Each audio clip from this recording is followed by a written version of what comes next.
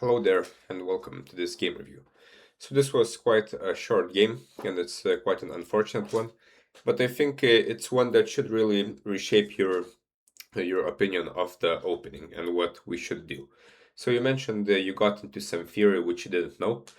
Well, firstly, no one forced you to play in this strange way, moving around the queen twice, putting it on f4.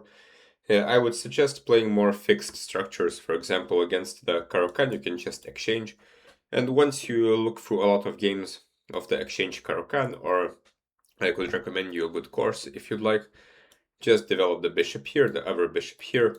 All the pieces get developed, you castle short, all the play is quite logical, and you can learn how to develop the pieces properly and also abide by the opening principles, which are generally to castle the king as quickly as possible, to take the center and fight for the center, and also to develop pieces. And in this game, as we will see, you did not manage to do any of these three things, and later you ran out of time.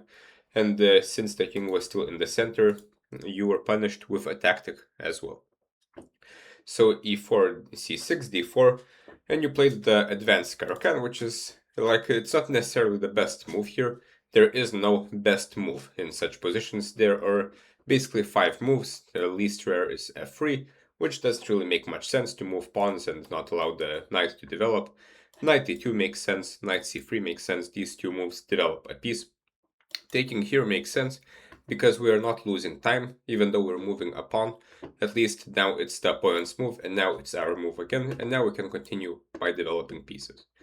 E5 makes sense because it takes a lot of space, but after all, we are now going to be behind in development. The main move is bishop f5, but this c5 move is also possible. So okay, black is trying to get some kind of advanced French structure, and white really has to know what he's doing to get some kind of advantage here. So okay, knight f3 takes, and queen takes. So this is kind of fashionable at the higher level, but just because the pros do it doesn't mean we have to do it as well, because they have analyzed these positions very well, and also they are very accustomed to playing such strange positions where our queen is on a weird square. They understand the structure, and the point of this queen is kind of very simple. It's not allowing the bishop to develop. And if black cannot develop the bishop, he cannot play e6, right, to develop the rest of the pieces, which is why they play e6 here, getting the bishop on c8 blocked in. But on the other hand, we lost some time. So in the opening, we must develop pieces and castle. So bishop d3 has to come to mind basically instantly.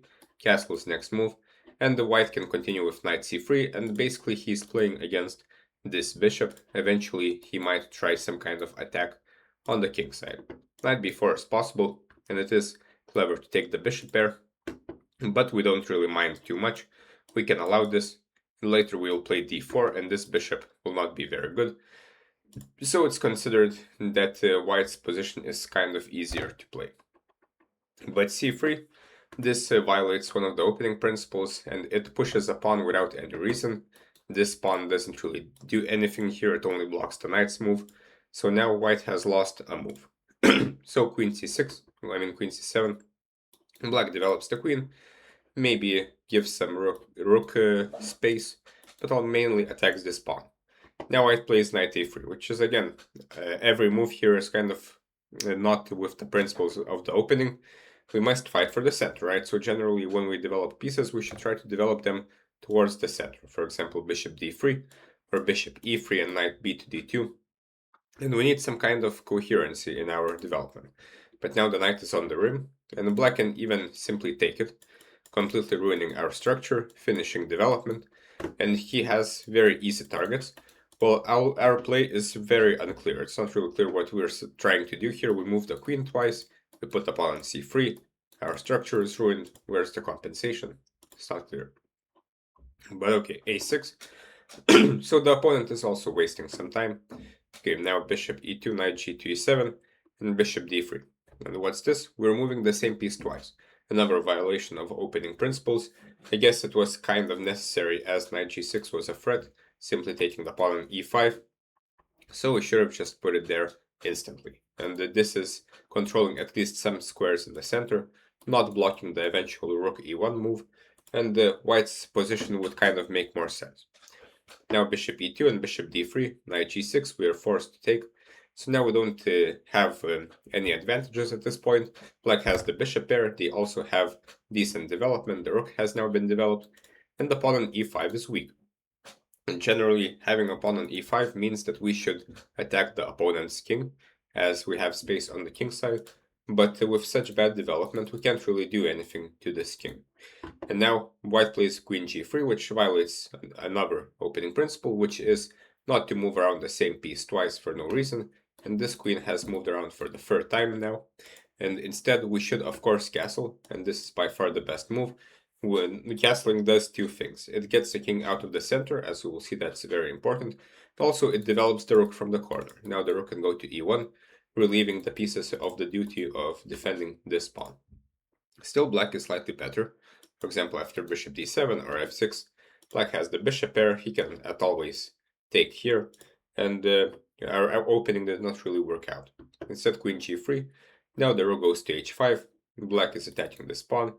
Knight c2. But now this pawn is simply hanging. The only chance kind of was bishop f4. After which black still has the advantage, but at least we're not losing this pawn instantly. If we get castled and put the rooks in the center, according to the opening principles, we should be more or less fine.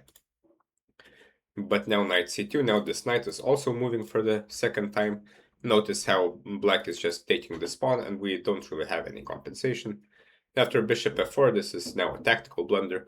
And it's a blunder basically because our king has not castled.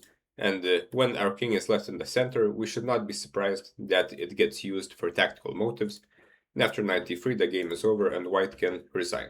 So it's quite an unfortunate game here. And basically, white overcomplicated his task of developing the pieces and fighting for the center, which is why I would suggest simply playing the exchange variation, putting the bishop on d3. Looking at some master games from this position, this is a very fixed pawn structure, so the ideas are quite well known. So it's up to you to find them out yourself. But after e5, if you want to play this critical variation, you must be better prepared. I see that you knew like 4 moves here to put a queen on f4, but we cannot play like this if we don't know what the idea of queen f4 is.